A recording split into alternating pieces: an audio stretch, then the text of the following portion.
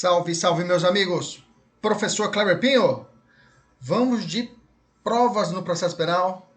Vamos de processo penal hoje. De antemão, já saúdo nossos alunos na mentoria. Um abraço aos nossos alunos aí que nos acompanham no YouTube e Spotify. Sejam todos bem-vindos aí. Vamos para a nossa super aula. Meus amigos, eu reputo que uma das aulas mais importantes para o processo penal e para o direito penal em si é a parte probatória. Realmente, a parte probatória é o núcleo, realmente é o núcleo essencial ali do processo penal, ok? Que o aluno, o concurseiro, tem que dominar mesmo, tá? Então, em especial, nós vamos dividir essa nossa aula em duas partes. Vamos trabalhar agora a parte geral da prova e um outro curso, um outro momento, nós vamos falar sobre a prova em espécie, ok? Beleza? Então vamos lá. Começando a nossa aula sempre com uma questão, né? Vamos abrir com uma questão que eu formulei para que ao final a gente possa ter a capacidade de responder. Começa a questão assim. A respeito das provas no processo penal, analise os itens e aponte a única correta. Letra A. O juiz não pode fundamentar a sua sentença exclusivamente nos depoimentos prestados em juízo pelos policiais que realizaram a prisão em flagrante, mesmo que submetidos pelo crivo do contraditório e ampla defesa. Letra B. A prova obtida com interceptação telefônica para fins penais não pode ser usada em procedimento administrativo disciplinar, ou melhor, o PAD, né? Contra os mesmos acusados no processo penal, ou até mesmo contra outros servidores, como se fosse uma prova emprestada. Letra C. Escuta telefônica é a captação e registro de comunicação feito por algum ou alguns dos interlocutores, mas sem o conhecimento de pelo menos um deles. Aqui inexiste a figura do terceiro interceptador. Letra D. Conforme o STJ, sem prévia autorização judicial, são nulas as provas obtidas pela polícia por meio da extração de dados e de conversas registradas no WhatsApp, presentes no celular do suposto autor de fato delituoso, ainda que o aparelho tenha sido apreendido no momento da prisão. Assim, é ilícita a devassa de dados, bem como das conversas de WhatsApp obtidos diretamente pela polícia em celular apreendido no flagrante sem prévia autorização judicial. E a última letra E, preclusa, a decisão de desentranhamento da prova declarada inadmissível. Esta será inutilizada por decisão da autoridade policial, facultado às partes acompanhar o incidente. Beleza? Bom, quais serão os conceitos que nós temos que dominar, né? Tem que saber muito sobre a ilicitude de prova, tem que falar a respeito de essa situação prática de manusear as informações do WhatsApp, se a polícia pode ou não pode. Vamos para a aula. Primeiro vamos para uma parte básica introdutória, que é o conceito, objeto, objetivo, sistemas e princípios. Vamos lá. Qual o conceito de prova? Para Nestor Távora, né? Prova é tudo aquilo que contribui para a formação do convencimento do magistrado. O CPP ele não traz uma lista, né? um rol exaustivo de meios de prova, ok? Ele não trata assim, ele traz apenas exemplos, tá? Inclusive Guilherme Souza Nucci alerta que a prova ela pode ter três características: o ato de provar a exatidão ou a verdade do fato alegado no processo. Ela também serve como meio de instrumento pelo qual se faz a prova, né? Se faz essa prova, por exemplo, a prova testemunhal, e como resultado ou produto extraído da análise dos instrumentos de prova. Então, ela teria essas três características. Então, concluindo, prova é o conjunto de elementos produzidos pelas partes ou determinado pelo juiz, visando a formação do convencimento quanto aos atos, fatos e circunstâncias, tá? Qual o objetivo da prova? Bom, o objetivo da prova, nada mais nada menos que a reconstrução dos fatos investigados no processo, buscando uma verdade judicial, ou seja, uma certeza jurídica que pode ou não corresponder à realidade histórica. Então, com a prova, pretende-se formar a convicção do magistrado sobre os elementos necessários para que ele possa decidir. Qual é o objeto da prova? É diferente. O objetivo é essa reconstrução dos fatos. E o objeto? O objeto são todos os fatos principais ou secundários que reclamem uma apreciação judicial e exijam uma comprovação. Não precisam ser provados os fatos, por exemplo, axiomáticos. O que é um fato axiomático? Isso aqui já caiu em prova. Decorre da própria intuição. Realizar a prova da morte em um cadáver em estado de putrefação. Não tem como. Fazer exame de pra quê? Ou fato notório. Por exemplo, um crime cometido por o prefeito de uma cidade.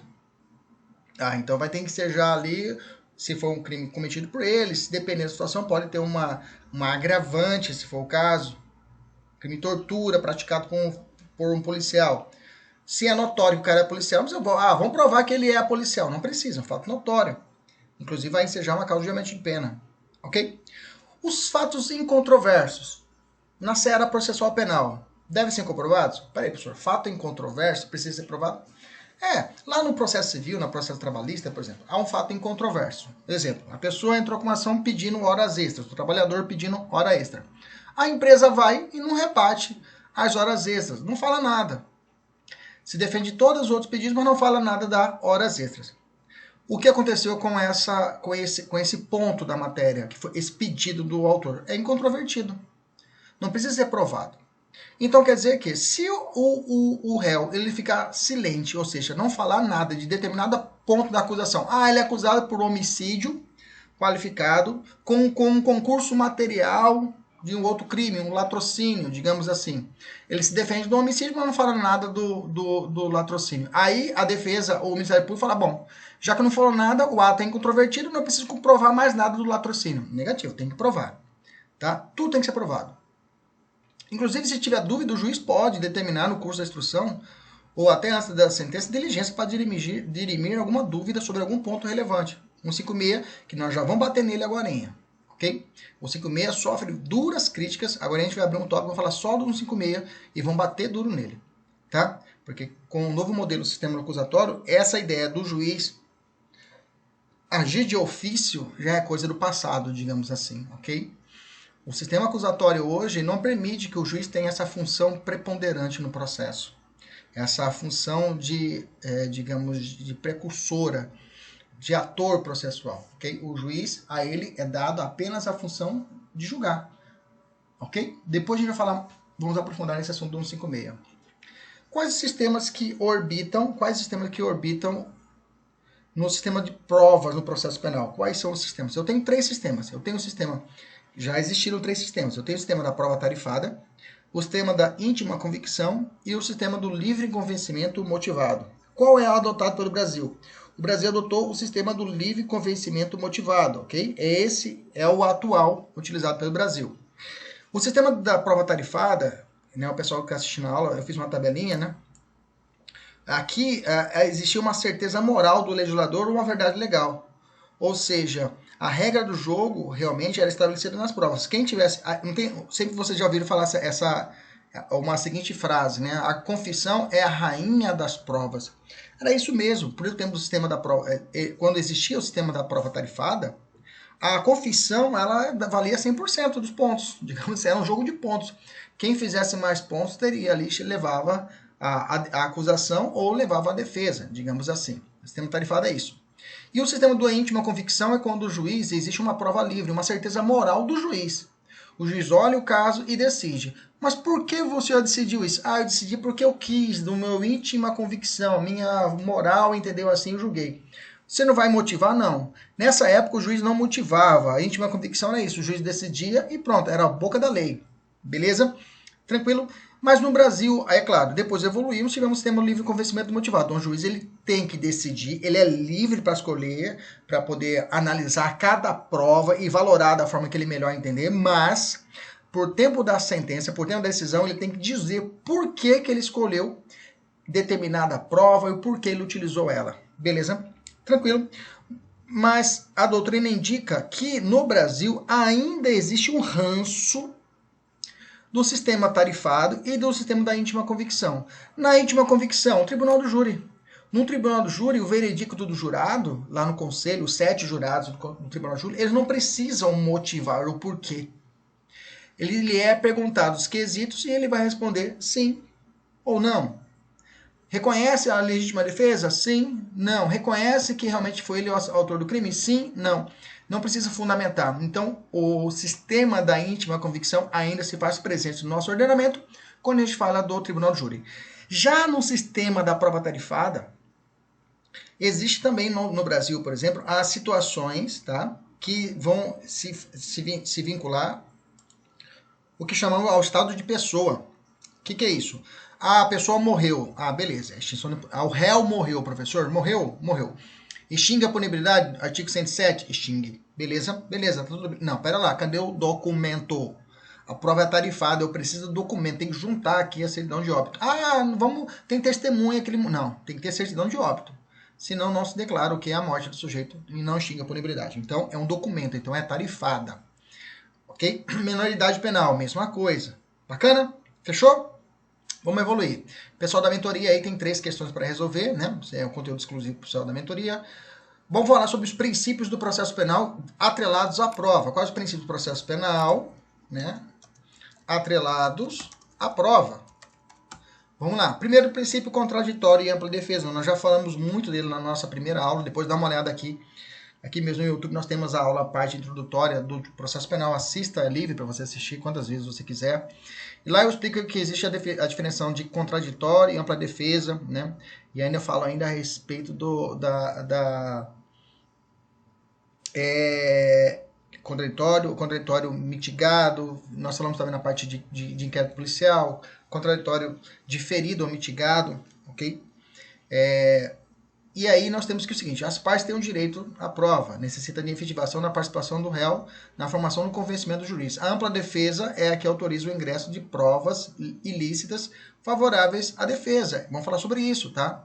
A ampla defesa possibilita que o réu ele possa utilizar uma prova ilícita. Ele pode utilizar uma prova ilícita para poder provar a sua defesa. Vamos falar sobre isso. Então, o contraditório e a ampla defesa para a prova, o contraditório tem que estar presente. Se for juntado uma prova ao processo, necessariamente o juiz tem que ofertar ao réu a possibilidade de vistas nesse processo. Ok? E se assimila muito à ideia de paridade de armas no processo penal. Identidade física do juiz. Isso aqui é um princípio próprio mesmo, um princípio próprio da prova mesmo. Está lá no 399, parágrafo 2º. Ele fala o seguinte, o juiz que presidiu a instrução deve proferir a sentença. Identidade física é isso, é o juiz que instrui, é o que vai julgar. Tá? E agora, com o novo juiz das garantias, né, nós vamos ficar bem tranquilo quanto a isso. Vai ter um juiz lá na fase inquisitorial e um juiz na fase instrutória que vai ficar livre para poder julgar e formar o seu convencimento como melhor interessar. Beleza? Ou melhor entender. Ok? Então, a identidade física se prende a isso. Beleza? Verdade material. Tradicionalmente, diz que o processo civil ele se contenta com uma certeza derivada da simples ausência da impugnação dos fatos articulados na inicial. Como eu disse para vocês, se eu deixei de falar, de rebater algum fato do pedido lá no processo civil, lá no processo trabalhista, vira-se automaticamente que esse fato é verdadeiro, né? Há uma presunção. Okay? Lá, ao passo que o processo penal não admite essa verdade formal. Como eu disse para vocês anteriormente, vai ter que ser provado o fato, tá? Exigindo a materialização da prova pela acusação, tá? As correntes mais atuais criticam essa noção tradicional de verdade formal e verdade material, tá? Realmente é isso mesmo. Essa busca da verdade material, verdade real, é uma falácia mesmo quanto a isso. É uma falácia mesmo, se você for analisar os posicionamentos de Pacelli, o posicionamento de Aurim Lopes Júnior, toda essa galera, os autores de vanguarda, ditam a esse respeito, né? Que essa busca da verdade real, material, né, ela é mitigada por vários valores condicionais e acaba exacerbando a questão do poderio do Estado. Mas isso é uma outra conversa. Vamos evoluir. Beleza? Presunção de inocência, tá? Compete à acusação todo o ônus probatório, tá? Deve provar a existência do crime, bem como a sua autoria. Então, aqui para a prova, estou falando de matéria de prova, né? O presunção de inocência faz presente. Quem tem que provar o fato criminoso é quem acusa. O ônus probatório, vamos falar agora de forma minuciosa a respeito disso, é quem acusa. Tá? Então a defesa ali traz a oportunidade de se defender. Nesse contento, nessa linha, existem duas teorias muito importantes a respeito dessa presunção de inocência, tá? Eu tenho a teoria da perda de uma chance probatória no processo penal, teoria da perda de uma chance probatória no processo penal e o aviso de Miranda. A teoria probatória, a teoria da perda de uma chance probatória no processo penal, ela se assemelha à teoria da perda da chance do direito civil. Ah, eu vou participar de uma licitação, vou participar de um concurso público em outra cidade, atrasou o voo, estou na prova final, estou na segunda fase, estou na parte física, estou na parte final do meu concurso. Atrasou o voo, perdi a chance de ser um concursado. Vou entrar com ação contra a empresa aérea, dizendo, ó, não é, houve dano moral, dano material? Não, houve perda de uma chance. Você vai ter que me reparar financeiramente por ter tido a chance. No processo penal, a perda de uma chance se analisa da seguinte forma. Quem acusa é o Ministério Público. Então, o Ministério Público não pode ser leniente, de certa forma, em determinadas situações, de apurar realmente o fato e trazer à baila todas as situações de prova. O promotor de justiça, ele tem que, diante de uma situação, digamos, de uma prova ilícita, plantada por um policial, plantada por uma autoridade, né? E é identificada isso, é observada isso, e o promotor não aprofunda, não traz isso ao processo. Não traz esse momento ao processo. Inclusive, ele não rende a oportunidade de ser explorada essa prova. Nesse caso, teria, por uma visão inversa, a perda da chance da defesa. Porque quando o promotor não faz esse movimento de trazer a questionar uma prova ilícita, ele traz ao processo uma falha, no sentido de que não trouxe a discussão. E toda vez que diante disso isso ocorrer, deve ser tida a ideia da presunção de inocência do réu, e aí tem que ser dado a ele a oportunidade de rebater os fatos. Okay? Aviso de Miranda é um caso julgado nos Estados Unidos, que se prende a um julgado de Miranda versus o estado do Arizona, né, que foi feita uma prisão de uma jovem, e ela não foi lido os direitos constitucionais dela, de permanecer calada, os direitos constitucionais que a gente assiste na televisão, né?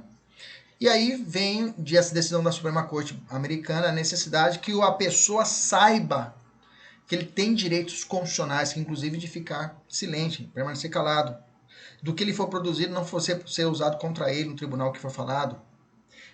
A ideia de não produzir prova contra si mesmo, ou o princípio do nemo teneto si detegere, né? Nemo teneto si detegere. A gente falou muito também na primeira aula de processo penal, dá uma olhada lá, a gente aprofundou bastante. Então esses dois blocos é importante porque quando eu falar, por exemplo, de prova ilícita, quando o policial vasculha o WhatsApp do preso, ok? Nesse caso, não foi, ou então o policial grava o depoimento da pessoa, do preso, sem a sua autorização, ou é filmado para que depois não seja utilizado como prova, mas sim ser escarnecido ele perante a imprensa, né? Então, nesses casos, é importante ter por base esses dois conceitos, ok? E, inclusive, é um conteúdo exclusivo, né, para os nossos alunos da mentoria, que trago toda a construção histórica para vocês. Livre convencimento motivado. O juiz, como eu já falei, é um critério de valoração prévia, né, da prova. Mas ele tem que dizer o porquê que está ali dizendo, né? Não se aplica ao júri. Nós já falamos isso, o júri lá é o livre convencimento, é íntima convicção, né? O juiz pode fundamentar a sua sentença exclusivamente nos depoimentos prestados em juízo pelos policiais que realizaram a prisão em flagrante lá na fase de inquérito. Você fala, professor, o juiz não, o artigo 155 do CPP é claro, o juiz não pode fundamentar a sua decisão baseadas em elementos informativos do inquérito policial. Perfeito, perfeito. Mas veja, a questão é, eles foram ouvidos na justiça, eles já foram ouvidos no juízo, sob o crivo do contraditório. Então virou ali, aquilo ali é uma prova. O juiz pode, somente em cima disso, sentenciar? Pode. Surgiu, ela foi instruída diante da ampla defesa contraditória. Teve a dialeticidade do processo. Nesse caso, é válida, ok? Entendimento do STJ de 2017. Em dúbio pro réu, lembra disso. O juiz tiver dúvida, ele julga a favor do réu. Em dúbio pro societais, ao contrário. Na dúvida, o juiz não vai julgar em favor do réu. Na dúvida, pró-societate é utilizado em duas situações no processo penal. Só em duas situações. Em dúvio pró-societate, então, por eliminação. O resto, tudo você vai usar em dúvio pró-réu. Em dúvio pró-societate, você vai em duas situações. Por tempo da denúncia. E por tempo da decisão de pronúncia. Decisão de pronúncia. Então, por tempo do recebimento da denúncia, e por tempo da decisão de pronúncia no procedimento do tribunal do júri, ali já na segunda fase, iniciando a segunda fase do procedimento do tribunal do júri. Bacana? Então, em dúvio pró-societate, só nessas duas fases. O que sobrar é em dúvio pró-réu, beleza? Comunhão da prova, presta atenção. Depois que a pessoa juntou a prova no processo, aquela prova não é mais do Ministério Público ou da defesa. O que eu quero dizer? Quando a defesa leva uma testemunha e ela presta o compromisso, a partir do momento que ela prestou o compromisso, ela está testemunhando, ela não é mais testemunha da defesa. Ela é uma prova levada ao juízo, é uma prova do juízo. Okay? Então não existe mais testemunha da defesa e acusação depois que ela está em juízo. Depois que está em juízo, há uma comunhão da prova. A prova vai ser vai ser do juízo. Okay? Não pertence mais às partes. Oralidade é outra característica da prova no processo penal. Tanto quanto possível, deve ser realizado oralmente na presença do juiz, né? E aí eu tenho dois princípios que derivam da oralidade, que é a concentração dos atos. Por exemplo, a audiência no processo penal, ela é una, né? Ela é una. Ah, professor, mas eu fui uma audiência que tinha vários dias. Não, ela é una, mas ela suspende e depois ela recomeça em outro dia. Mas é uma ficção jurídica. E mediação da prova. Mediação da prova quer dizer que o juiz tem contato físico com as provas no ato de sua obtenção, ou seja, ali na instrução o juiz tem esse contato direto. A mediação, a prova é colhida pelo juiz. A prova é colhida pelo juiz praticamente, ok? E a última, publicidade, tá? Publicidade, lembrando que a publicidade tem as suas exceções a regras constitucionais, né? Sigilo, questões que tratem de processos que tenham, por exemplo, que obrigatoriamente correm em segredo de justiça, como os processos contra a dignidade sexual. Então, essa publicidade dessas provas juntadas não pode ser ostensiva como é dada em outros processos, ok? Questões pessoal da mentoria, bastante questão. Vamos falar sobre ônus da prova. Ônus da prova está estabelecido no artigo 156 do Código de Processo Penal. A prova da alegação incumbe a quem a fizer, vírgula, sendo, porém, facultado ao juiz de ofício. Aí vem trazendo dois incisos, ok? Antes de... então vamos lá, vamos enfrentar já um 156. E fala no 156. Primeiro, ordenar, mesmo que antes de iniciada a ação penal, a produção antecipada de provas. Inclusive, isso é a antecipação de prova no processo penal, né? Urgentes e relevantes, observar a necessidade, adequação e proporcionalidade da medida. 2. Determinar no curso da instrução ou antes de proferir a sentença a realização de diligências para dirimir dúvida sobre ponto relevante. Bacana? Então, no 56 fala, olha, o dever de acusar, a prova de alegação, incumbirá a quem a fizer. Ok? O Ministério Público vai estabelecer os fatos constitutivos e a defesa os fatos extintivos, modificativos do fato constitutivo. Mais ou menos assim. Agora vamos falar sobre isso. Mas antes disso, deixa eu enfrentar. O artigo 3A do CPP revogou tacitamente o inciso 1 e 2 do artigo 156. O 3A, que veio agora com um pacote anticrime, né, trouxe claramente que o Código de Processo Penal adotou o sistema acusatório. O sistema acusatório tem a característica de que as figuras, os atores processuais, a divisão é muito bem clara, muito bem distinta. A defesa vai fazer o papel de defender, a acusação, idem, aí, mesma coisa, vai fazer sua parte de acusação, e o juiz neutro. Neutralidade é neutro, ele não participa ativamente, ele produzindo a prova, como acontece no 56.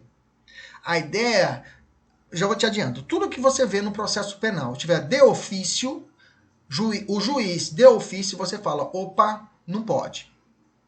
Não pode. Não pode porque nós temos agora essa ideia do procedimento acusatório. Gente, só ressaltar, para a prova objetiva, o 156 não foi revogado.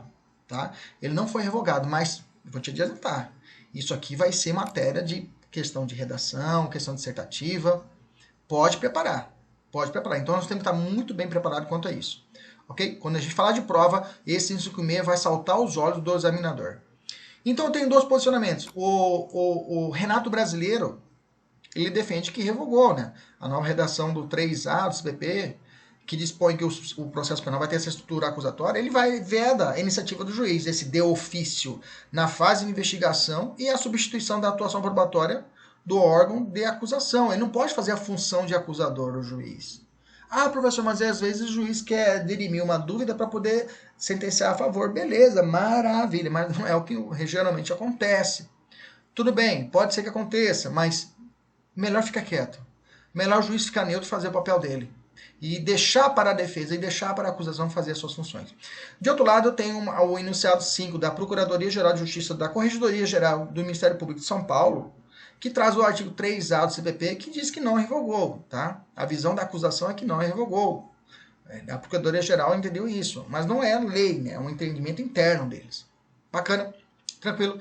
Então, nós temos esses dois posicionamentos. Ainda não tenho um majoritário, não tenho ainda uma decisão ainda, porque é recente essa mudança, vamos ter que esperar os nossos tribunais sedimentarem a jurisprudência. Obrigação é sinônimo de ônus? É a mesma coisa, obrigação e ônus? Não, obrigação descumprida representa um ato contrário ao direito, ok?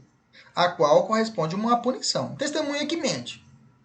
Testemunha que se recusa a comparecer. Em ambos os casos, a lei estabelece uma penalidade. Imputação de crime de falsa testemunha e condução coercitiva, respectivamente. Perfeito? Porque é uma obrigação da testemunha. Agora, ônus dá uma ideia de que representa uma faculdade. Ônus não é obrigação, ônus é uma faculdade. A parte, pois, se descumprida, não importará em uma punição, uma sanção, mas uma maior possibilidade de condenação ou absolvição, dependendo da parte que seja desidiosa. Bacana? Então, é a diferença de obrigação e ônus, tá? Qual o ônus da acusação? Comprovar os fatos constitutivos da pretensão punitiva. Ou seja, a tipicidade da conduta, a materialidade, o dolo e culpa, etc. E se a pessoa é encontrada com drogas, cabe ao Ministério Público comprovar que o entorpecente era destinado ao tráfico, não fazendo essa prova, prevalece a versão do réu de que a droga era para consumo próprio? Correto, porque a obrigação é da acusação. Um exemplo desse ônus da acusação, podemos até colocar como exemplo, né, seria isso. Um exemplo, se caso o Ministério Público não comprova que ele queria traficar, ele vai ter que responder, fica-se com a versão do defesante, da defesa, ok?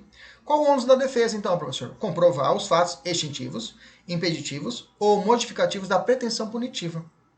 A inexistência, a materialidade do fato, a tipicidade, apresentar algumas excludentes, beleza? Pergunta, é possível que o réu, ou melhor dizendo, é possível obrigar o réu a realizar o incidente de sanidade? Não. Professor, mas o incidente de sanidade é uma prova pericial constituída em favor da defesa. Se ele for considerado mentalmente incapaz, pode gerar uma medida de segurança. Perfeito, mas não é obrigatório. Tá? Mesmo sendo a favor da defesa, não é obrigatório. Tá? A produção dessa prova. Deixa eu perguntar. Lá no artigo 40, inciso 1 da Lei de Tráfico, tem uma majorante. Um aumento de pena se for tráfico internacional. Perfeito? Perfeito. Configura a prova da destinação da droga, ainda que não consumada a transposição de fronteiras. Veja, mesmo que não passou a fronteira, consuma-se, aplica-se ao traficante a causa do aumento de pena? A resposta é sim. Tá? Existe uma súmula que trata disso, súmula 607 do STJ. Então, o Ministério Público não precisa provar. Ah, mas ele não atravessou a fronteira. Não interessa. Não interessa. Ok? Se existia outros indícios que realmente comprovam que ele ia levar para outro país, independente se ele passou a fronteira ou não, eu tenho a punição ao aumento de pena. É possível a produção antecipada de provas? Sim, já falei para você no processo penal. Artigo 56, inciso 1, já mencionei, já falei a respeito disso. O que se entende por prova emprestada ou trasladada? Prova emprestada, anote se você quiser, se você estiver ouvindo, né? Se não, dá uma olhada lá no YouTube, né? E você acompanha pelo YouTube. Prova emprestada é aquela produzida originariamente em um determinado processo com as mesmas partes, e ainda que tenha sido permitido o exercício do contraditório sendo aproveitado em outro processo. Okay? Ela passou pelo crivo do contraditório pela defesa, e aí foi feito o questionamento a respeito disso, e eu preciso dessa prova para outro processo. A prova obtida com interceptação telefônica, por exemplo, para fins penais, pode ser usada em processo administrativo com os mesmos acusados, ou até mesmo com outros servidores, como prova emprestada? Sim, tranquilamente. Vamos entrar na seara, realmente, nos espinhos, que é a prova ilícita, ok? Vamos entender a prova ilícita. Vamos dar uma introdução bacana, olha só. Como você pode até abrir um parágrafo sobre prova ilícita. Se alguém te perguntar o que é uma prova ilícita, o que é uma prova ilícita por derivação, o que é serendipidade, ok? Você pode abrir explicando a introdução, trazendo a ideia da prova ilícita, né? Começando assim, não seria lógico que o Estado, a pretexto de distribuir justiça, permitisse que seus agentes, ou que particulares, violassem normas jurídicas para garantirem o sucesso do esforço probatório, pois assim estaria paradoxalmente incentivando comportamentos contrários à ordem jurídica, que pretende tutelar com a atividade jurisdicional, que pretende proteger com a atividade jurisdicional.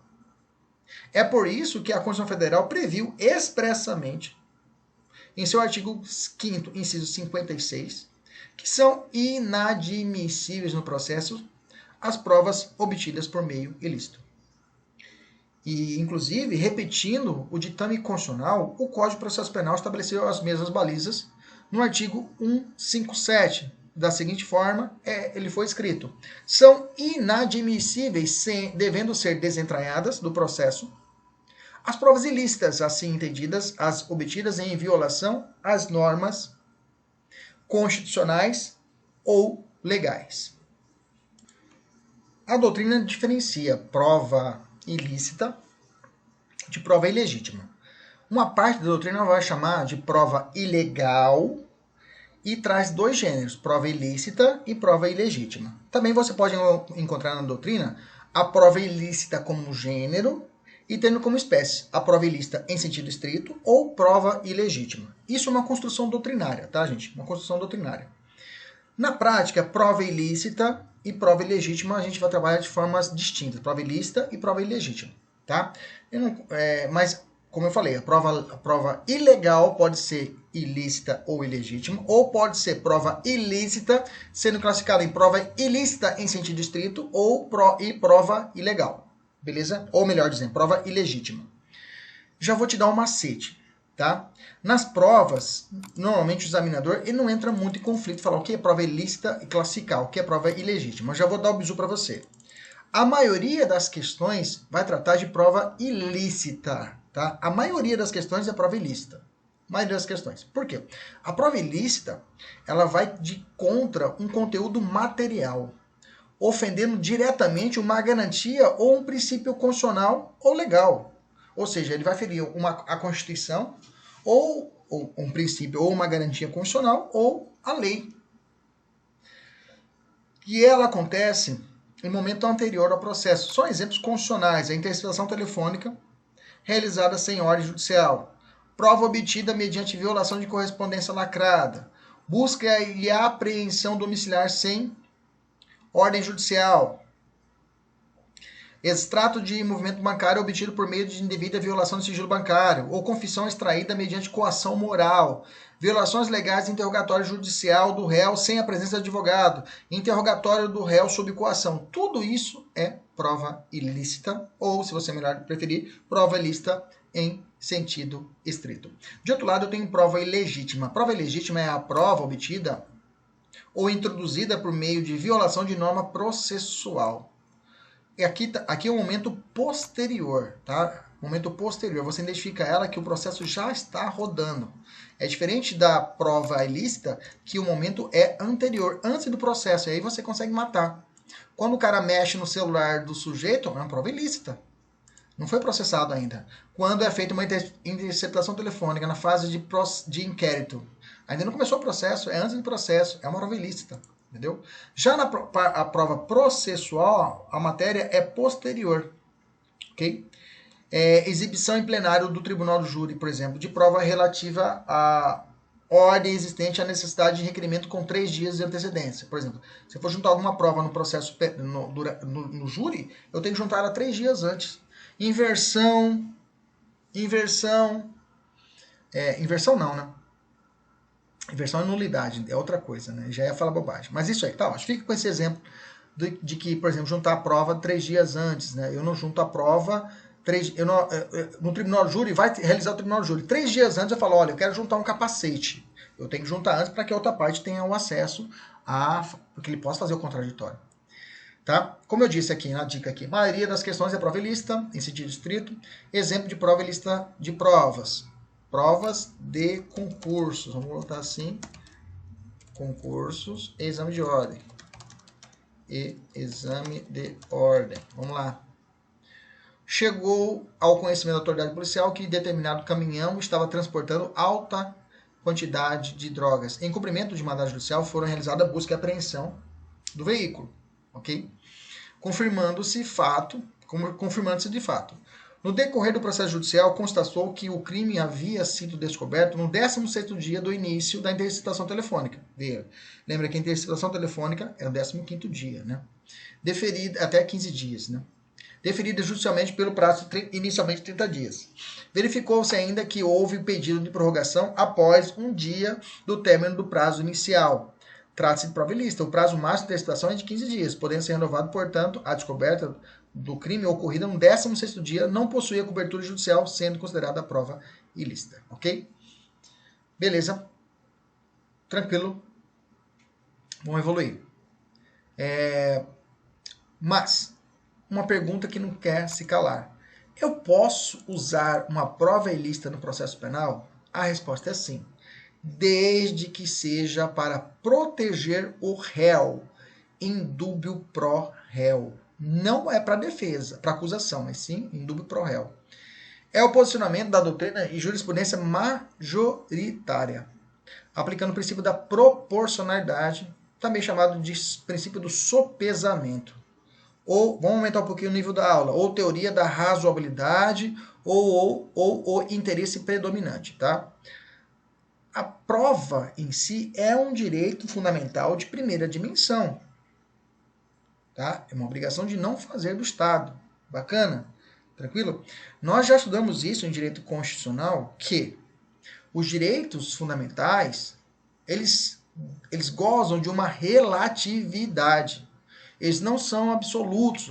Já bato muito tempo nessa tecla, né? Então, nesse sentido, esse direito ele pode sofrer um sopesamento, ele pode ser ponderado, ele pode ser colocado numa balança. E para determinada situação, ele pode ser utilizado. Por exemplo, a pessoa ela está sendo acusada de determinado crime. E aí ela consegue realizar uma interceptação telefônica de forma sem autorização judicial. Ele conhece alguém que mexe com a internet que fazem uma interceptação telefônica. Beleza? Ele realiza a chamada, uma outra pessoa intercepta e conversa com o verdadeiro criminoso. E ele consegue a confissão do criminoso. Bacana, bacana. Só tem essa prova ele poder provar, ele junta no processo. O juiz fala, desculpa, mas essa prova é ilícita. Não vou poder aproveitá-la. Ele pode suscitar isso, ele pode terminar pelo princípio dessa concordância prática ou a harmonização das regras constitucionais, né? É esse princípio que fundamenta toda essa estrutura de análise de sopesamento, de razoabilidade, ele pode levantar isso. Posso citar isso, tá? O juiz pode optar pela prevalência do direito à liberdade do indivíduo, em contraposição à prova ilícita. Bacana, tranquilo. É óbvio, né, gente, que o cara, estou sendo acusado de um crime. Aí o sujeito vai lá, espanca o sujeito, quase mata e consegue dele uma gravação. E ele leva para a justiça e fala assim, olha, eu consegui a gravação, eu quero aproveitar essa prova. Aí não tem como, né? Vai ser feito um juízo de ponderação e, nesse caso, a forma como foi extraída a prova não terá validade. Então, o sopesamento tem que ser analisado também, não é bagunçado assim. Mas é possível. Vamos falar sobre as situações de interceptação telefônica. Nós teremos uma aula que inclusive até os alunos, todos os alunos receberão, na mentoria, receberão essa aula para assistir, para ouvir ela, sobre interceptação telefônica, tá? Vocês vão receber o material, né? O pessoal da polícia já recebe, o pessoal da OAB vai receber para poder aprofundar um pouquinho mais nessa parte de interceptação telefônica, ok? Todos vão receber. Mas a pergunta é, qual a diferença entre interceptação telefônica, gravação telefônica, escuta telefônica e captação ambiental? Vamos lá? Beleza? São 4 situações muito bem distintas, ok? Vamos lá. A interceptação telefônica é a clássica. É a captação de registro de comunicação feita por uma terceira pessoa, sem o conhecimento de nenhum dos interlocutores. Eu tenho A, que fala com B, e tem uma terceira pessoa que ouve, que realiza a interceptação. Até lembro uma aula do professor Pedro Trax, né, que foi governador aqui no Mato Grosso.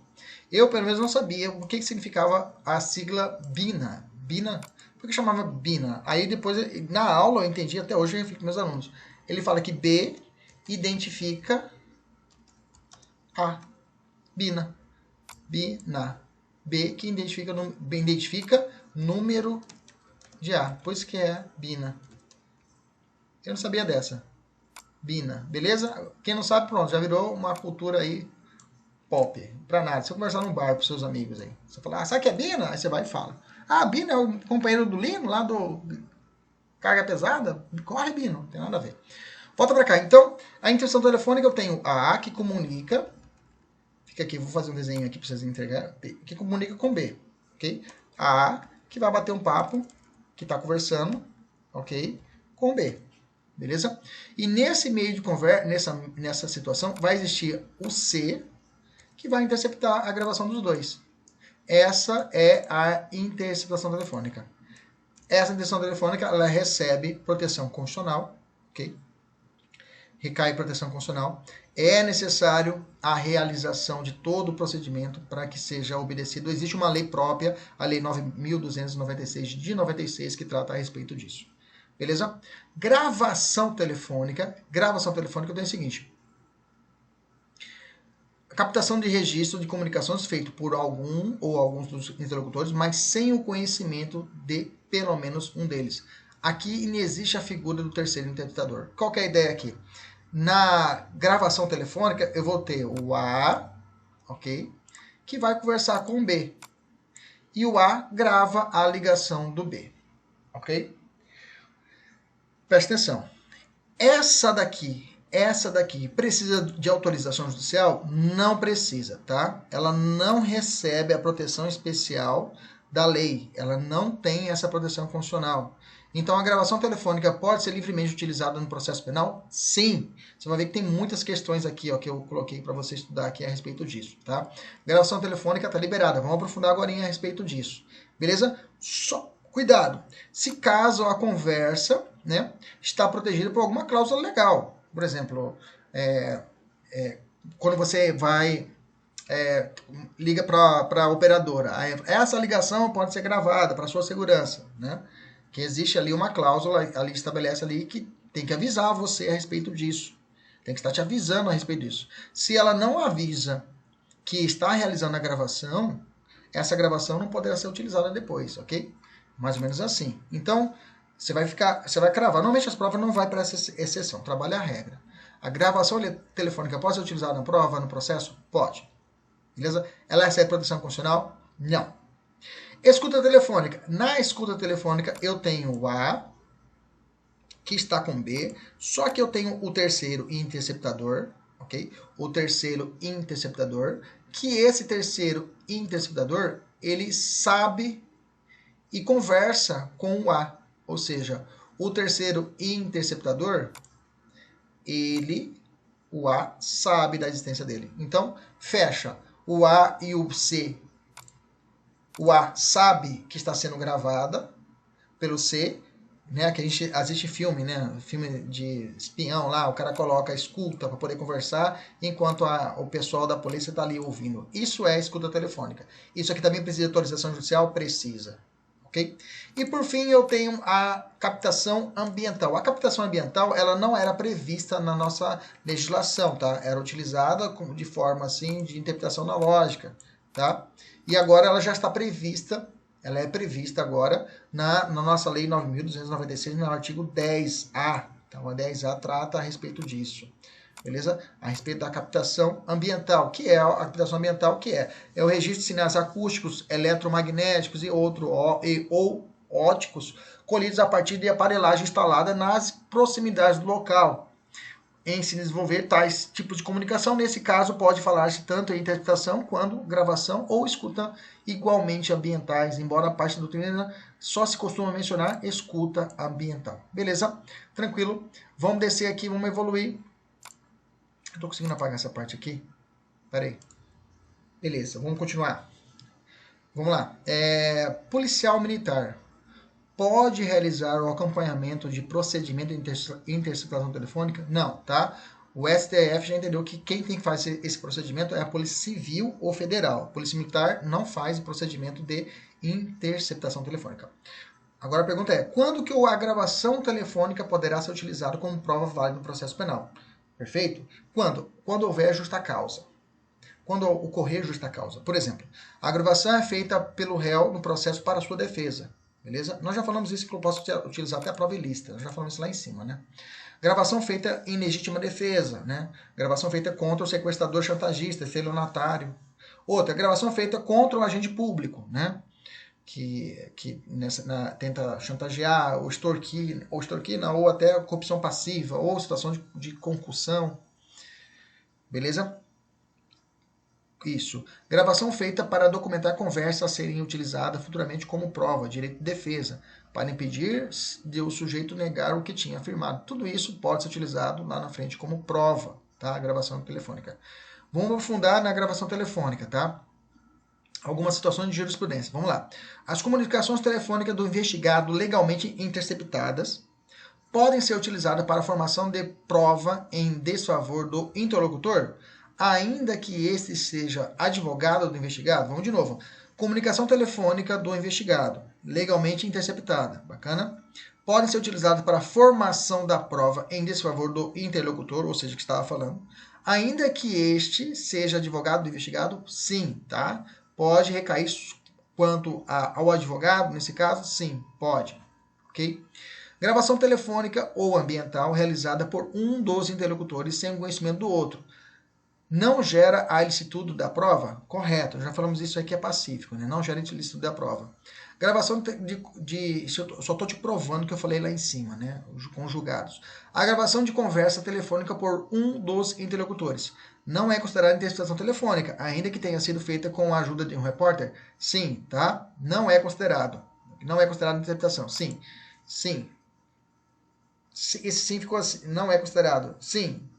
Pois, nesse caso, a gravação é clandestina, mas não ilícita. Nem ilícito é seu uso, em particular, como meio de prova. Só lembrando, tá certo. Então, pode ser utilizado, não é considerado interceptação telefônica. Só o nome gravação telefônica você pode achar na prova de gravação clandestina, tá? Você pode achar na prova, ou em julgados, ou na jurisprudência, gravação clandestina. É a mesma coisa. Pessoal da mentoria, tem questão? Vamos falar agora sobre smartphone e WhatsApp. Vamos falar de situações de prova ilícita nessas duas situações. Smartphone. Obrigar o sujeito a colocar o seu celular em viva voz. Isso é cara de prova do CESP, né? Colocar o seu celular, cara de prova, em viva voz no momento de uma ligação. É considerado prova ilícita? Sim. Sem conhecimento do réu ou prévia autorização judicial, é ilícita a prova colhida de forma coercitiva pela polícia. Ok? Beleza? Outra, agora aqui é o must. Conversa extraída do WhatsApp. O policial prendeu, um flagrante. Fez a análise do WhatsApp do cara. A pergunta é, essa prova é lícita ou é ilícita? Aí você vai dizer, o sonoro depende, tá? Se for o STF, essa prova é válida, ela é lícita. No julgamento do agravo em recurso extraordinário 10.420/75, o Supremo reconheceu a repercussão geral, ou seja, essa matéria tem que ser julgada. Ainda não foi julgada, tá? Eu acompanho esse processo. Hoje, dia 16/9/2020, ele está concluído com o relator. Mas o entendimento até então é que a prova é lícita, ou seja, é válida que o policial faça essa investigação. O STJ tem o posicionamento contrário, tá? Cuidado, o STJ tem posicionamento contrário dizendo não, essa prova é ilícita. Então, meus amigos, tem até uma questão aqui embaixo de 2020, tá? O pessoal da mentoria tem acesso exclusivo, o pessoal da mentoria tem esse acesso, né? Mas uma questão agora em 2020, do MPE do Ceará, perguntou, conforme o entendimento do STF, ele fez isso, sacaneou.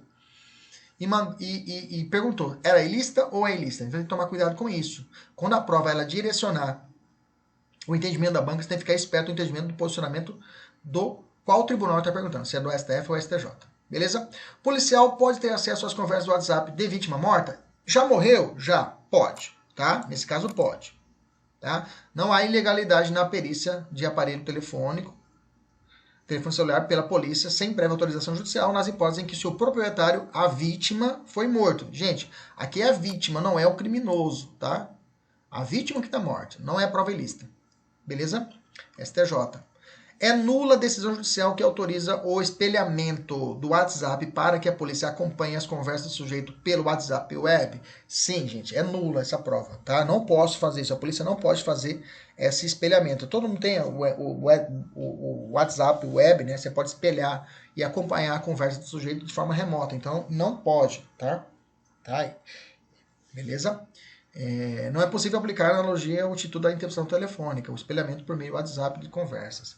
Outra pergunta, é ilícita a prova obtida mediante conduta de autoridade policial que atende sem autorização telefone móvel do acusado e se passa pela pessoa do investigado? Sim, gente, a prova é ilícita. E não pode o policial falar, eu prendeu o cara, tá do lado, não, eu sou fulano de tal, onde é que você tá? Vamos aí na sua casa, e vai e faz a prisão.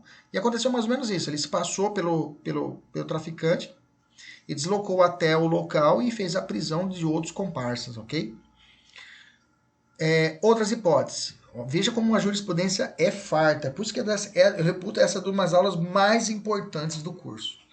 O monitoramento de e-mail corporativo de servidor público pode ser considerado um método ilícito de produção de prova? Gente, aí não, né? Se é um e-mail público, público não, se é um e-mail da administração pública, e ali tem o que? Interesses do Estado, ok? Então, nesse caso, eu tenho que os assuntos e matérias são afetas ao serviço. Nesse caso, a publicidade tem que ser explicitada. Então, a publicidade dos atos administrativos vão predominar sobre o interesse público, interesse privado. Okay? Nesse caso, então, não é prova ilícita. São ilegais as provas obtidas por policial que, designado para coletar dados nas ruas como agente de inteligência, passa a atuar sem autorização judicial como um agente infiltrado em grupo criminoso. Isso aqui é cara de prova do CESP, né? Principalmente a Polícia Federal, concursos federais. Qual que é a sacada? Em 2014, durante aquela situação dos movimentos sociais, 2013 e 2014, um policial federal foi designado para poder fazer o quê? Um acompanhamento. E aí ele fazia um policial militar, né? E aí ele tinha que fazer a paisana, tá? E subsidiar informações à Força Nacional de Segurança. Só que aconteceu o quê? No curso da sua atividade, que era só para poder fazer isso, ali, observar e passar informação, ele aproximou-se de um grupo de suspeito, ganhou a confiança dos caras e infiltrou no grupo de participantes da conversa do WhatsApp. Participou de reunião presencial dos envolvidos. Então, aí nesse caso, ele passou de ser um agente de inteligência e passou a ser um agente filtrado. Quando eu falo de agente filtrado, eu tenho que seguir os regramentos da lei de combate ao crime organizado. É necessário uma autorização judicial para tanto. Nesse caso, a prova por ele colhida é o que? Ilícita. Beleza, maravilhoso. Esse julgado agora em 2019, ano passado, mas maravilhoso para a prova, tá? Ocorre violação do sigilo de correspondência eletrônica se o magistrado autoriza a apreensão de perícia de computador e neles estão armazenados os e-mails investigados que então são lidos e examinados. Não ocorre, viu? Se eu apreendi o gabinete, nada impede, com ordem judicial, nada impede que eu possa utilizar o que é a análise dos e-mails que estão ali dentro, tá? Dos dados ali obtidos. Uma questão. Vamos imaginar a seguinte situação. Pensa comigo. Flávio mantém em sua casa um depósito de drogas. Depósito de drogas, você já vai no 33 da lei de drogas. Sendo este um crime permanente. Você sabe que depósito de droga é crime permanente. O que é um crime permanente? É aquele crime que a consumação do crime perpetua no tempo e no espaço, enquanto o criminoso assim o querer. Permanente, quem dá o gatilho é o criminoso. Ele continua consumando aquele crime. Assim, se a casa do traficante funciona como uma boca de fumo, onde ele armazena e vende drogas, a todo momento estará ocorrendo o crime. Você está comigo? Você está entendendo? Beleza? Beleza. Considerando que ele está praticando os verbos do tipo de depósito, ter em depósito e guardar. Se você for lá no 33, você vai achar lá, ter em depósito e guardar. Diante disso, havendo suspeitas de que existe droga em determinada casa, será possível que os policiais invadam a residência, mesmo sem ordem judicial, e ainda contra o consentimento do morador. Você sabe que existe o artigo 5º, inciso 11 da Constituição, que estabelece a casa, asilo inviolável do indivíduo, onde nela ninguém pode penetrar, salvo nos casos de flagrante delito, prestar socorro, desastre, ou durante o dia por autorização judicial. Dá uma olhada no artigo 5º 11. Pode, Arnaldo? Posso entrar e fazer mesmo sem mandado? Pode. A resposta é sim, tá? Só que essa invasão forçada, a autoridade deverá depois, sob pena de responder no âmbito disciplinar, civil e penal, e ainda os atos serem todos considerados nulos, ele vai ter que comprovar. Ele vai ter que comprovar realmente que existia tais indícios. Ele vai ter que achar a droga, parceiro, ok? Ele vai ter que achar a droga. Esse é o entendimento do STF de 2015, tá? Inclusive, quem julgou a época foi o ministro Gilmar Mendes, né? Tem que ser comprovado, então, justificar, tudo tem que ser justificado depois, a posteriori. Onde vai fazer isso? Lá na lavratura do auto de prisão em flagrante. Quando ele tiver como condutor ou como testemunha, estabelecer todos a situação. Inclusive, existe já a tipificação agora, no artigo 22 da Lei de Abuso de Autoridade, que isso é crime de entrada forçada em domicílio. Bacana? Tranquilo? Vamos falar agora sobre provas derivadas das ilícitas ou provas ilícitas por derivação. O que é isso, professor? Prova ilícita por derivação. Né? Se você for ler o artigo 151, 157, né? Nós já falamos do 157 cabeça, nós temos o parágrafo segundo seguinte. São também inadmissíveis as provas derivadas das ilícitas. Okay? Vamos parar bem aqui. Derivada das ilícitas. Vamos lá para cima. Provas derivadas das ilícitas ou provas ilícitas por derivação. O que é isso? Existe uma teoria, né? A teoria dos frutos da árvore envenenada. Teoria dos frutos da árvore envenenada. Ok? Não vou me atrever a falar ela em inglês, né? Que ainda não decorei. Estou no Basic 2 ainda. Estou no Basic 2 do meu cursinho de inglês. Mas é a teoria da árvore envenenada. O que é isso? Só antes vou deixar, é uma teoria americana.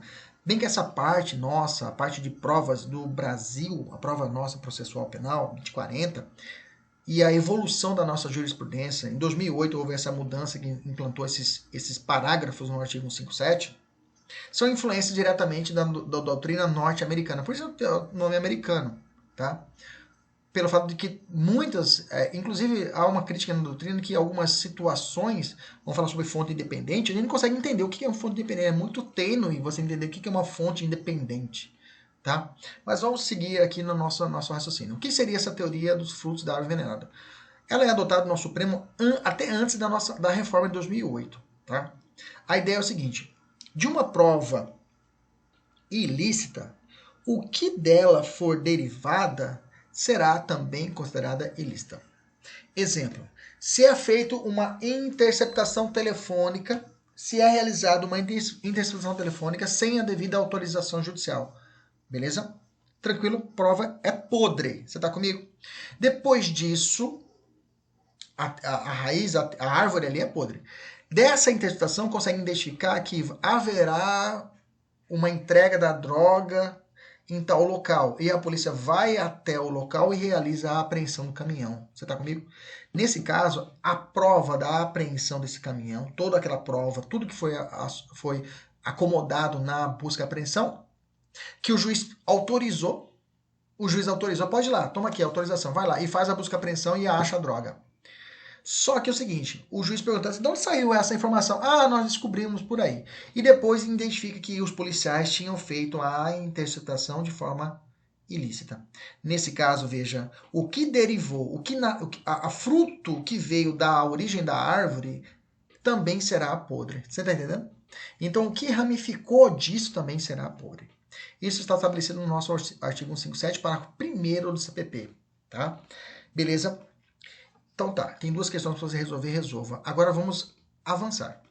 Teorias que excepcionam a teoria do fruto da árvore envenenada. Ou seja, eu vou dizer para você, pelo menos aí 4 hipóteses que vão dizer, olha, a árvore é podre, mas esse fruto vai dar para ser aproveitado. Qual é a primeira teoria? Primeiro raciocínio antes disso. A regra que determinar a exclusão da prova ilícita por derivação é absoluta, ou seja, toda prova derivada de uma prova ilícita originária deve ser extirpada do processo penal. Isso aqui parece até prova de pergunta, né? Oral. Né? E aí? Uma prova derivada de uma prova ilícita. Toda prova derivada de uma prova ilícita originária, ela deve ser extirpada, ou seja, ela também é podre? A resposta é não. Tá? A ilicitude remota remota quer dizer, a posterior, só contaminará a prova derivada quando houver inequívoca relação de causa e efeito entre ela e a ação ilegal. Ou seja, quando se puder concluir que a ação ilícita originária foi condição sine qua non do alcance, ou condição sine qua non quer dizer, condição essencial do alcance da prova, do fruto, tudo bem. Do contrário, evidenciando a inexistência desse link entre uma e outra, ou quando as derivadas puderem ser obtidas por uma outra fonte independente, das primeiras, essas não serão tidas por ilícitas. Vamos entender então. Então, quer dizer, primeiro ponto, a prova ilícita originária, que gerou uma prova derivada, que em regra também será ilícita, isso eu posso aplicar para todas as hipóteses? Ou seja, toda vez que eu tiver uma prova ilícita originária, a prova secundária, a prova que originou dela, também será ilícita? Não. Não. Existem algumas hipóteses que ela poderá ser distinta, poderá ser dissecada. Quais são as situações? O artigo 157, parágrafo 1º e 2º nos traz as situações. Vamos lá. Fala assim o parágrafo 1º, vou ler de novo. São também inadmissíveis as provas derivadas das ilícitas. Teoria do fruto da árvore envenenada, vírgula, salvo quando não evidenciando o nexo de causalidade entre umas e outras, ou, isso aqui é a primeira hipótese, ou quando as derivadas puderem ser obtidas por uma fonte independente das primeiras.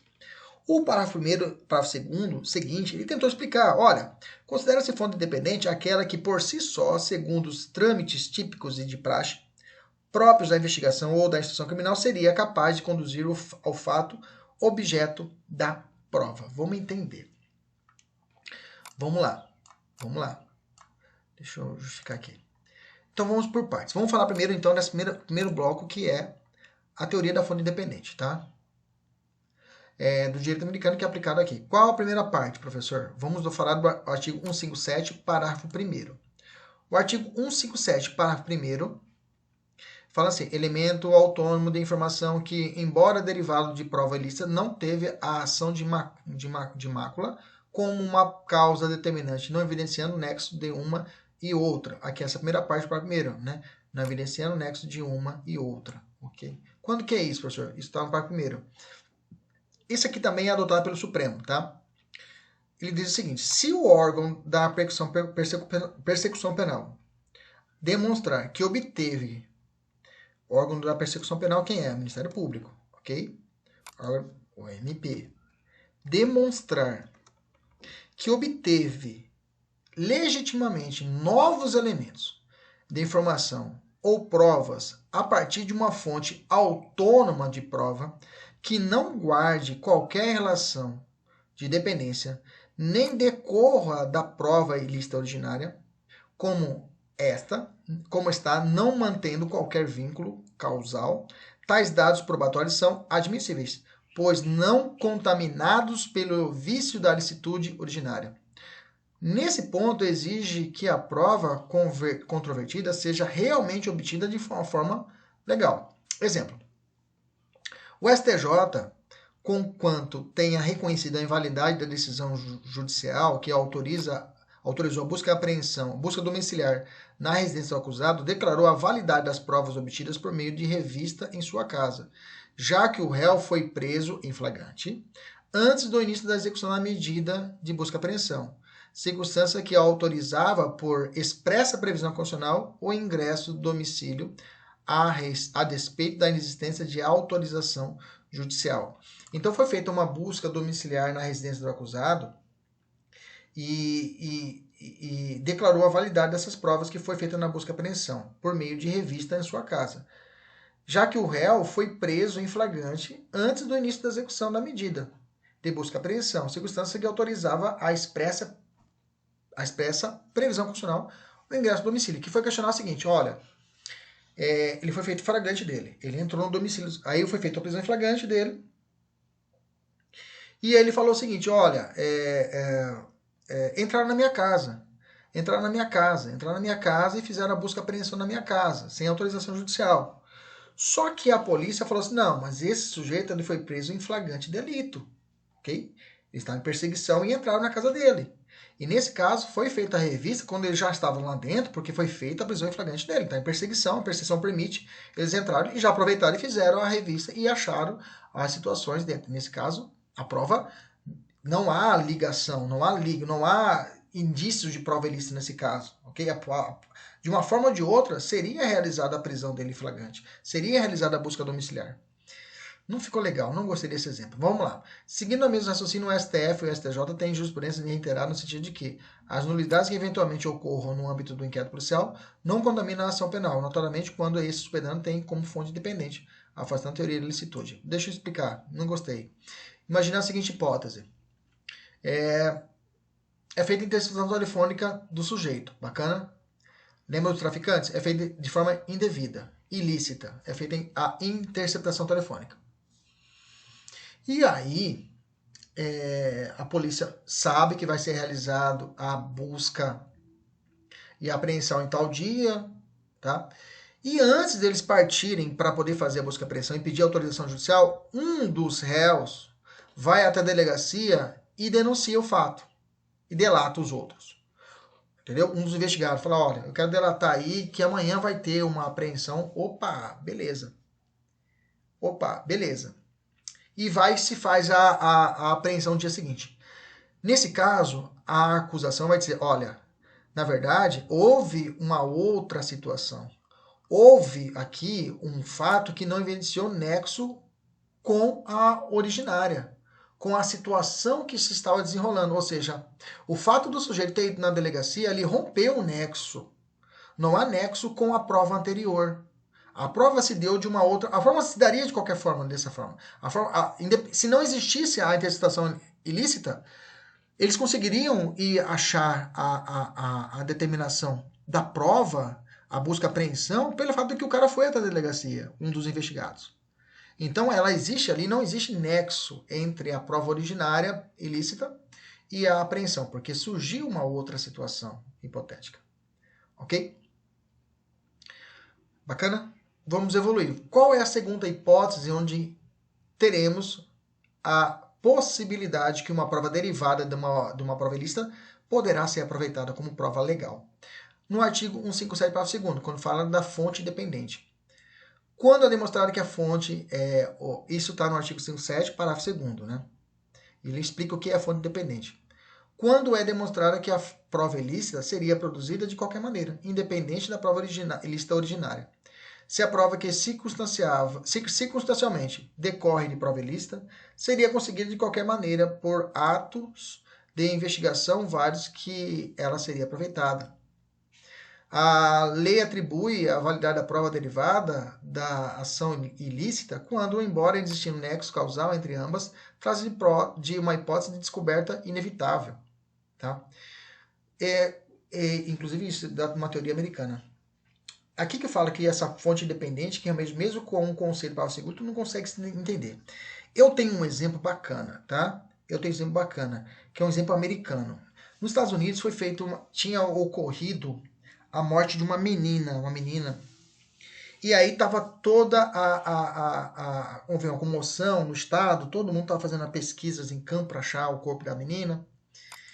E aí eles fizeram uma certa área, uma área rural, fizeram as investigações e começaram a fazer dia a dia buscas até chegar até um dia tentar chegar encontrar o corpo. E não tinha nenhum suspeito, nada, nada, nada, nada. E aí eles estavam progredindo que faltava uma pequena chácara a ser analisada. Okay? Existia uma pequena chácara a ser analisada. Bacana? Bacana. O sujeito foi até a delegacia. O sujeito que estuprou e matou a criança foi até a delegacia. E o sujeito foi e insinuou que tinha realizado esse ato, só que ele falou que não ia dizer onde era. O que eles fizeram? Os policiais moeram o cara na porrada. Moeram até ele confessar que realmente tinha matado a criança. Veja, prova ilícita. Prova ilícita. Bacana? Bacana. Só que, e aí ele confessou onde é que estava o corpo da criança. Ele confessou, ó, vai estar nessa chácara, tá? Só que é o seguinte, e foi suscitada essa confissão dele, de forma ilícita, foi levado até o processo e os advogados falaram, olha, ele só falou porque ele foi coagido, porque ele sofreu uma tortura. Então essa prova, a confissão dele, e que o gerou depois, que depois encontraram o corpo, é ilícita. É uma teoria das frutas envenenadas, ou seja, o corpo, achou o corpo, beleza, mas eles conseguiram achar o corpo através da confissão dele, que é ilícita. Bacana? Bacana. Só que, como as investigações estavam avançadas, de uma forma ou de outra, veja, de uma forma, o Ministério Público provou isso na justiça, provou isso no caso, de uma forma ou de outra, eles iam chegar naquela casa. Ou seja, de forma independente, uma forma totalmente independente de se esse cara existisse ou não, eles iam chegar até aquela casa, era o próximo passo. Eles já estavam perto da circunscrição, ou seja, a fazenda faltava ali 1 quilômetro, eles iam chegar na fazenda. Ou seja, de uma forma ou de outra, eles iam encontrar o corpo da criança. E aí é uma fonte independente essa situação do encontro da criança. Então, nesse caso, foi analisado isso, que foi que o cara foi condenado, alegando essa teoria de fonte independente. Essa teoria foi inspirada e acabou sendo contida no nosso artigo 157, parágrafo 2º. Veja que a primeira situação com a segunda é muito parecida, mas não é culpa nossa. Se você colocar as doutrinas, realmente a diferença é muito tênue entre o que o legislador quer e o que realmente deveria ser na lei. Beleza? Eu tenho um termo chamado, que é muito utilizado em prova, que tem a ver com a prova independente, chamada serendipidade. Serendipidade. O que é serendipidade? É um chamado encontro fortuito de prova. Você pode encontrar na prova esse termo serendipidade, você vai lembrar de encontro fortuito de prova. O que é um encontro fortuito de prova? Ocorre quando, no cumprimento de uma diligência relacionada a um determinado crime, casualmente é encontrado provas ou elementos de informação relacionados a outra infração penal, que não estava na mesma linha de desdobramento natural da investigação. E se tais elementos forem obtidos de maneira fortuita, são plenamente válidos. Se tivesse ocorrido desvio de finalidade, deve ser reconhecida a ilicitude da prova, por óbvio, aplicados nos casos de interceptação telefônica, em que se investiga a punição, é um crime punido por reclusão, mas no decorrer descobre-se delitos novos e passa a investigá-los, mesmo que sejam punidos com detenção. Que você sabe que na investigação, senão você vai assistir nossa aula de interceptação telefônica, você não pode investigar crimes de detenção, só crimes punidos com reclusão. Mas, por exemplo, durante uma escuta telefônica autorizada, serendipidade autorizada, ok? Eu estou ouvindo uma questão de tráfico, pá. E no meio da situação, imaginamos, aparece uma situação de um homicídio culposo, que é uma situação de crime de detenção. Ou então um infanticídio, ou um aborto, né? Um aborto. Aborto legal, do 124, são crimes punidos com detenção. Nesse caso, a pergunta é, esse crime que está ali no meio, apareceu no meio da escuta telefônica, da interceptação telefônica, que tem que investigar crimes com reclusão, só que apareceu no meio uma detenção. Vale, está no pacote, serendipidade, encontro fortuito de provas. Ok? Então, tá tudo bacana. Há uma autorização, só que a autorização é para investigar tráfico. e no meio do tráfego encontra outro crime, homicídio. Posso? Essa prova é válida? É válida. Ok? Não é ilícito. É serendipidade. A sentença de pronúncia pode ser fundamentada em indícios de autoria surgidos de forma fortuita durante a investigação de outro crime no decorrer da interceptação telefônica e determinada por juiz diverso daquele competente para julgar o crime de homicídio. Ou seja, eu estou fazendo interceptação, como eu disse, de um crime de tráfico e eu encontro um homicídio. Posso aproveitar essa prova? Claro que pode ou não pode? Claro que pode. Serendipidade. Beleza? Cuidado, tá? Vou aumentar um pouquinho o nível da aula. A serendipidade pode ser de primeiro ou de segundo grau. Prova de serendipidade de primeiro e segundo grau. De primeiro grau, se prende ao motivo da interceptação telefônica, com os fatos investigados. Serendipidade de primeiro grau é que a investigação é sobre tráfico. Bacana. A interceptação é sobre tráfico. Serendipidade de segundo grau se prende com a avaliação para verificação se as descobertas poderão ou não ser utilizadas para fins probatórios. Então, quando eu faço a primeira análise, o primeiro motivo da interceptação, por que foi feita essa interceptação? Foi feito para investigar tráfico. Beleza, quando eu faço essa primeira análise, eu estou fazendo a chamada serendipidade de primeiro grau. E de segundo grau é quando se prende se aquela prova vai ser ou não utilizada no processo. Beleza? São duas análises que devem ser feitas. Exemplos, eu coloquei uma porrada de situações aqui de serendipidade, tá? No curso de interceptação telefônica, que apurava a prática de crime de associação para o tráfico, bem como de crime para tráfico, foi descoberto que os mesmos criminosos também eram responsáveis por diversos outros crimes na região, como homicídios e roubo. Tá valendo. Ao apreciar a validade da utilização de documentos relativos à movimentação bancária de conta corrente, de cotitularidade da acusada e de vítima falecida, obtido sem autorização judicial, o STJ concluiu que o sobrinho da vítima, na condição de herdeiro, teria inarredavelmente, após a habilitação do inventário, o conhecimento das movimentações financeiras e certamente saberia do desfalque que a vítima havia sofrido, ou seja, uma descoberta era inevitável. Então, várias situações aqui, eu quero que você dê uma olhada depois, tá? Para você ver aqui situações, casos. Eu aqui também coloquei algumas outras situações também de fonte independente, tá? Aqui fonte independente, também coloquei situações de, como acabei de falar, de descoberta inevitável, tá? Para você rechear o seu caderno de exemplos, tá bom? Tranquilo? Vamos avançar. Qual a diferença de fonte independente e descoberta inevitável? Bom, essas duas, como eu já disse, são exceções, né? Embora similares com relação aos seus efeitos, né? Validada a prova delas decorrente, e a finalidade, que é reconduzir a acusação à situação que estaria acaso a ilicitude não tivesse sido praticada, diferenciam-se pela circunstância de que, enquanto a exceção da fonte independente exige que a prova controvertida seja realmente obtida de forma legal, a exceção de descoberta inevitável exige apenas que haja fundada a convicção de que a prova, conquanto obtida ilegalmente, seria inevitável descoberta por meios lícitos. Bacana? O que se depreende do crime achado? O crime achado foi até uma designação dada pelo ministro Alexandre de Moraes, né? Ele se prende a ideia do seguinte, nesse caso, o réu estava sendo investigado pela prática de tráfico de drogas e presentes os requisitos constitucionais e legais. O juiz autorizou a interceptação telefônica para apurar o tráfico. Por meio de diálogo, descobriu outro crime. O que é isso? Serendipidade. Então, crime achado também é sinônimo de serendipidade. Bacana? A sentença de pronúncia pode ser fundada, é que eu já falei, né? Sim, STJ. Eu tenho mais ainda outra hipótese, tá? Que possibilita que uma prova que veio derivada, uma prova derivada, seja considerada lícita. A prova que nasceu de uma prova ilícita seja considerada lícita. Uma exceção à regra também é chamada contaminação expurgada. O que se entende por contaminação expurgada, ou conexão atenuada, ou tinta diluída, ou doutrina da mancha purgada, ou limitação da mancha purgada, ou teoria dos vícios sanáveis, ou da fonte diluída, ou do nexo causal atenuado. Nossa, professor, milhões de sinônimos, é isso mesmo.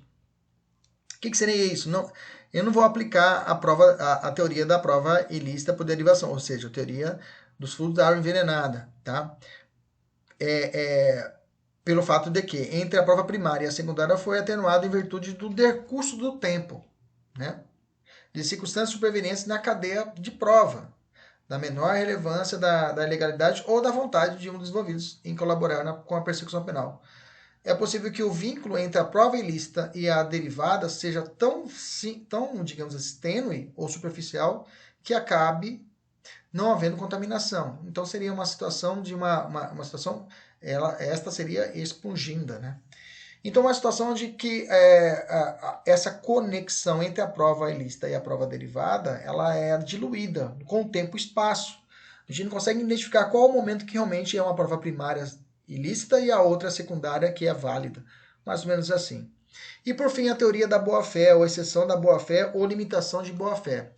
Por essa teoria, o objetivo é evitar o reconhecimento da ilicitude da prova, caso o agente de polícia ou da persecução como um todo tenha atuado destituído de dolo de infringir a lei, pautado, verdadeiramente, em situação de erro, tá? Aqui, eu vou para o direito penal, tá? Digamos, imaginamos, lembra aquele cara infiltrado, que era um policial militar, que infiltrou, que ele estava atuando como inteligência, e depois ele infiltrou dentro daquele grupo lá, né? Em 2014. Se ele comprovar que realmente ele não sabia que existia uma situação de ilicitude, aí estou falando de erro de proibição, e ele agiu de forma de boa-fé, essa prova poderá ser considerada como lícita. Mas aí é bem mais difícil de se aplicar no direito penal, no processo penal. Mas é uma hipótese. Então, fechamos as situações de variações da teoria do fruto da água envenenada que podem ser aproveitadas, né? Que fogem da regra da teoria do fruto da água envenenada. Façam esses exercícios aqui, são muito importantes, tá? Que eu deixei aqui para vocês.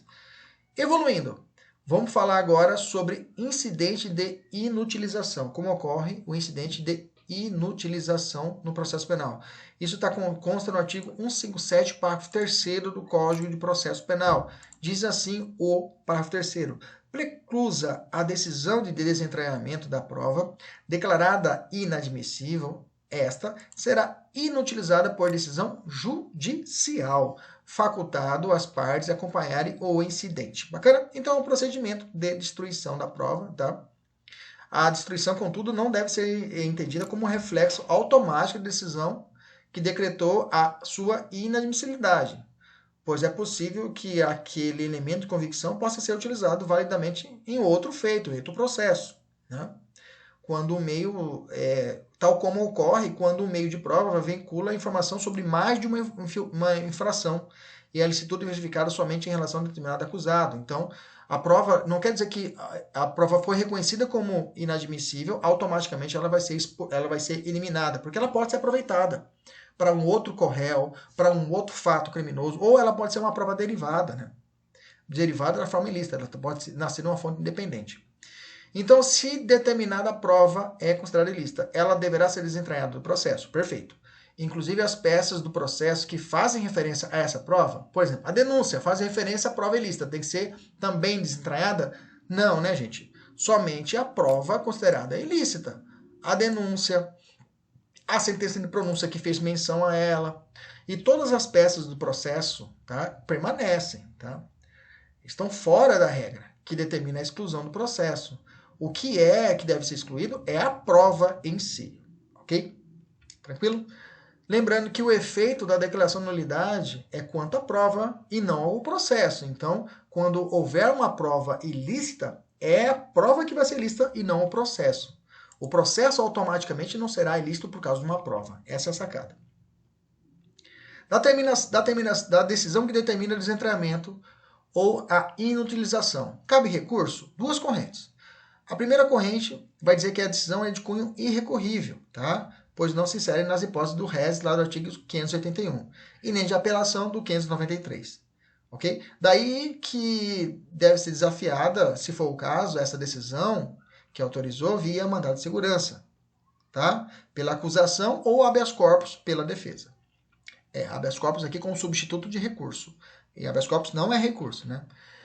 E a próxima, outra decisão é que é possível o recurso no sentido estrito. A outra corrente diz que é possível o recurso no sentido estrito. Dá uma olhada como é que o CESP já cobrou essa questão. E vou falar agora de uma novidade do pacote de crime, que é a cadeia de custódia. Tá? A cadeia de custódia que inovou com os artigos 188A até o 158, aliás, 158, perdão, A até o 158F, tá? A cadeia de custódia já existia o posicionamento doutrinário, já existia a jurisprudência forte quanto a isso, e agora ela foi legalizada, né? Foi estabelecida uma norma a respeito disso. Então, o que se entende por cadeia de custódia? Cadeia de custódia, considera-se cadeia de custódia o conjunto de todos os procedimentos. Veja, todos os procedimentos utilizados para manter e documentar a história cronológica do vestígio coletado em locais ou em vítimas de crimes para rastrear sua posse e manuseio a partir de seu reconhecimento até o descarte. O STJ já tinha estabelecido isso em 2019, em fevereiro. Falou assim, a cadeia de custódia da prova consiste no caminho que deve ser percorrido pela prova até a sua análise pelo magistrado, sendo certo que qualquer interferência indevida durante esse caminho, durante esse trâmite processual, pode resultar na sua imprestabilidade. Mas nós não tínhamos um regramento quanto a isso. Mas como que vai ser? Como que eu vou dizer que ela fugiu de uma cadeia, de uma sequência de cronológica dos vestígios relatados? Como que eu vou dizer um a um, passo a passo? E aí a lei esclareceu dizendo o seguinte, quando se dá o início da cadeia de custódia, ela se dá, primeiro passo, com a preservação do local, lá no crime, lá no artigo 6º do Código Processual Penal, né, as medidas lá do delegado de polícia, da autoridade policial, primeiro é preservação do local do crime, ok? Ou com procedimentos policiais ou periciais nos quais seja detectada a existência de vestígios, ok? Então começa por aí. O que se entende por vestígio, então? Você acabou de falar vestígio, professor. O que é um vestígio? Vestígios são todos os objetos ou material bruto, visível ou latente, constatado ou recolhido que se relaciona à infração penal. Ou seja, todo objeto, todo material visível ou até latente que está presente, constatado ou recolhido, arma, pedra, pau, pedaço de pau, droga, ok? Tudo isso é considerado vestígio. Pergunta: todos os vestígios coletados no decorrer do inquérito ou do processo devem ser tratados na forma do CPP? Sim, mas quem fica responsável pelo detalhamento e a forma de cumprimento dessa organização desses vestígios? É o órgão central de polícia, aliás, é o órgão central de perícia oficial de natureza criminal. Aqui no Mato Grosso será a Politécnica, a nossa Polícia Técnica. Pergunta: o agente público que reconhecer um elemento como de potencial interesse para a produção da prova pericial fica responsável por sua preservação? Sim, correto. Professor, mas quais são as etapas? Você falou mas o início, mas quais são as etapas dessa cadeia de custódia? Bom, essas etapas estão contidas no artigo 158b e eu reputo de grande importância que nós conhecemos ela. Conhecemos essas etapas. Vamos lá? A cadeia de custódia, então, compreende o rastreamento dos vestígios nas seguintes etapas. Primeiro, reconhecimento. O que é o reconhecimento? É o ato de distinguir um elemento como de potencial interesse para a produção da prova pericial. Segunda etapa, isolamento. O que é o isolamento? É o ato de evitar que se altere o estado das coisas, devendo isolar e preservar um ambiente imediato ou mediato e relacionado aos vestígios e ao local do crime. Terceiro, a fixação. O que seria a fixação? É a descrição detalhada do vestígio, conforme se encontra no local do crime ou no corpo do delito, e a sua posição na área de exames, podendo ser ilustrada por fotografias, filmagens, um croquis, sendo indispensável a sua descrição no laudo pericial produzido pelo perito, responsável pelo atendimento. Quarta etapa, coleta. A coleta será o quê? O ato de recolher o vestígio, que será submetido à análise pericial, respeitando as suas características e natureza. Quinta etapa, acondicionamento. É o procedimento por meio do qual cada vestígio coletado é embalado de forma individualizada, de acordo com as suas características físicas, químicas, biológicas, para posterior análise, com a anotação da data, hora, nome e de quem realizou a coleta do acondicionamento. Olha como é detalhado, né? Como trouxe de forma detalhada essa cadeia essa coleta dos vestígios, né? Sexta etapa da cadeia de custódia, transporte. É o ato de transferir o vestígio de um local para outro, utilizando as condições adequadas, embalagem, veículo, temperatura, entre outras, de modo a garantir a manutenção de suas características originais, bem como o controle de sua posse. Sétima etapa, recebimento. É o ato formal de transferência da posse do vestígio, que deve ser documentado com um mínimo de informações referente ao número de procedimento e unidade de polícia judiciária relacionada, o local de origem, o nome de quem transportou o vestígio, o código de rastreamento, a natureza do exame, tipo do vestígio, protocolo, assinatura e identificação de quem o recebeu.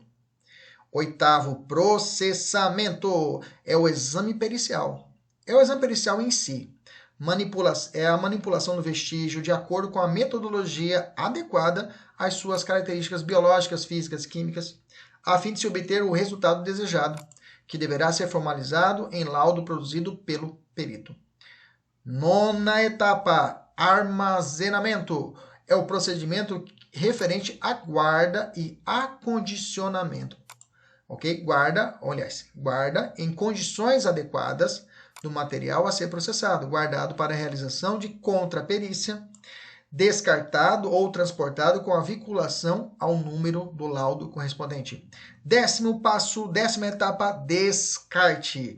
É o procedimento referente à liberação do vestígio, respeitando a legislação vigente, é claro, e quando pertinente, mediante autorização judicial.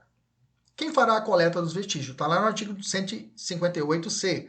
A coleta deverá ser realizada preferencialmente, cuidado, grife a palavra preferencialmente, por favor, pelo perito oficial, que dará encaminhamento necessário para a central de custódia, mesmo quando for necessária a realização de exames complementares. É proibida a entrada em locais isolados, bem como a remoção de quaisquer vestígios de locais de crime antes da liberação por parte do perito responsável? Sim. Inclusive, a violação disso gera o quê? O crime de fraude processual. Como deve ser estabelecido o procedimento de acondicionamento do vestígio? Bom, tem que ser um recipiente, e esse recipiente será determinado pela natureza do material. Devem ser selados com lacres com natureza individualizada, esse recipiente, de forma a garantir a inviolabilidade e a idoneidade do vestígio durante o transporte. Além disso, esse recipiente deverá individualizar o vestígio, preservar suas características, impedir contaminação e vazamento, ter grau de resistência adequado e espaço para registro e informações sobre o conteúdo, e só poderá ser aberto pelo perito, que vai proceder à análise e motivadamente por pessoa autorizada. Além disso, o procedimento para o acondicionamento tem o seguinte: depois da análise do recipiente, após cada rompimento de lacre, de cada sacolinha, digamos assim, do vestígio, né, que estão ali condicionados, deve-se fazer constar na ficha de acompanhamento do vestígio o nome, a matrícula do responsável, a data, o local, finalidade, bem como as informações referentes ao novo lacre utilizado. Olha só como ficou assim sistematizado essa cadeia de custódia. E por fim, o lacre rompido deverá ser acondicionado no interior do recipiente. Professor, e na ausência de lacre em todos os documentos, por si só, ou de per si em francês, se você quiser, deixa a prova nula? Não, tá? O STJ já entendeu. A ausência de lacre em todos os documentos e bens que ocorreu em razão da grande quantidade de material apreendido, isso foi o caso, não torna automaticamente ilegítima a prova, tá? Isso aqui é um entendimento anterior à lei de 2017, tá? Qual o fundamento, tá? Qual o fundamento dessa análise?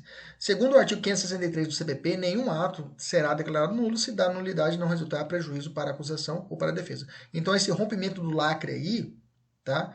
Ele traz, quem se base é o artigo 583 do CPP.